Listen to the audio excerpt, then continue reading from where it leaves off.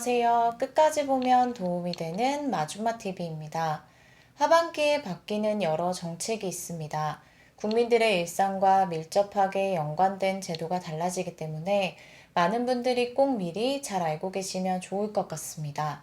이제 올 한 해도 얼마 남지 않았습니다. 24년의 마지막 달인 12월도 두 달이 채 남지 않았는데요. 12월 1일부터 새롭게 바뀌는 내용을 소개드리려 합니다. 일상을 살아갈 때 많은 분들이 이용하는 것 중에 하나가 차량입니다. 직접 운전을 해서 자차를 운행하시는 분들도 있고, 본인이 운전을 하는 것은 아니지만 가족이 운전을 해서 차량에 함께 탑승하는 분들도 계실 수 있습니다. 앞으로 무엇이 어떻게 달라지는지 관련 내용이 궁금하신 분들은 오늘 영상을 통해서 꼭 확인해 보시길 바랍니다. 그럼 오늘도 끝까지 봐주세요. 자동차 하면 가장 많이 떠오르는 것 중에 하나가 면허증인 것 같습니다.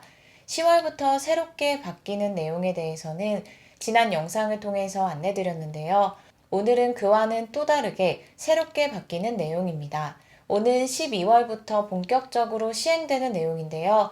이전에는 시행되지 않았던 부분이라 많은 분들이 잘 모르기도 하고 헷갈리기도 하시기 때문에 어떤 내용인지 잘 알아두시면 좋겠습니다.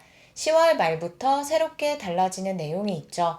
모르시는 분들을 위해 먼저 안내 드릴 테니 확인해 보시길 바랍니다. 얼마 남지 않은 10월 25일부터 시행되는 내용이 있습니다. 운전을 하는 분들은 절대 하면 안 되는 것이 있죠. 바로 음주운전인데요. 음주운전을 한 번 하고 또다시 하는 재발률이 45%에 달한다고 합니다. 이처럼 한 번 음주운전을 하고 다시 하는 재범률이 굉장히 높은 것인데요. 이렇게 상습적으로 음주운전을 하는 사람의 차량에 의무적으로 시행되는 것이 있습니다. 지키지 않을 경우에는 1년 이하의 징역 또는 300만 원 이하의 벌금 등 무면허 운전에 준하는 처벌을 받게 되고 운전면허 또한 취소됩니다. 10월 25일부터 조건부 운전면허 제도가 시행됩니다. 음주운전 재범자의 음주운전을 원천적으로 차단하기 위해 시행되는 제도로 재범자의 차량에 음주운전 방지 장치를 설치해야만 운전을 할 수 있는 조건부 운전면허 제도가 시행되는 것입니다. 운전자의 호흡을 측정해서 알코올이 검출되는지 확인하고 검출되지 않을 때만 시동이 걸려 차량을 운행할 수 있도록 합니다. 음주운전으로 면허를 다시 받지 못하는 결격 기간이 끝난 다음 그 기간만큼 차량에 음주운전 방지 장치를 설치하고 운행해야 합니다. 예를 들어 3년 동안 면허를 다시 못 받았던 사람이 다시 운전면허를 취득하는 경우 3년 동안 차량에 음주운전 방지 장치를 설치하고 운전해야 합니다.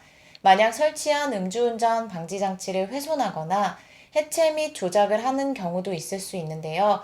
이 경우는 3년 이하의 징역 또는 3천만 원 이하 벌금에 처하게 됩니다. 시동은 반드시 차량 소유주가 걸어야 하며 대신 걸어줄 경우에도 처벌 대상이 될 수 있다는 것 함께 꼭 알고 계시면 좋겠습니다. 이와 함께 12월 1일부터 새롭게 시행되는 소식에 대해서 전해드릴게요. 개인마다 소유하고 있는 차량이 조금씩 다릅니다. 보통은 5인승 이상 차량을 소유하고 계신 분들이 많이 계실 것 같습니다. 최근 해마다 증가하고 있는 것이 있습니다.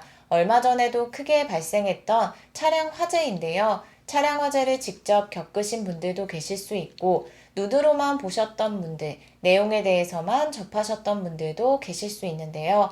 해마다 차량 화재 발생 건수와 사망자가 증가하고 있다고 합니다. 소방청 국가화재정보센터 자료에 따르면 최근 3년 동안 발생한 차량 화재는 총 11,398건으로 매해 증가하고 있고 화재로 인해서 사망한 사람들도 늘어나고 있다고 합니다.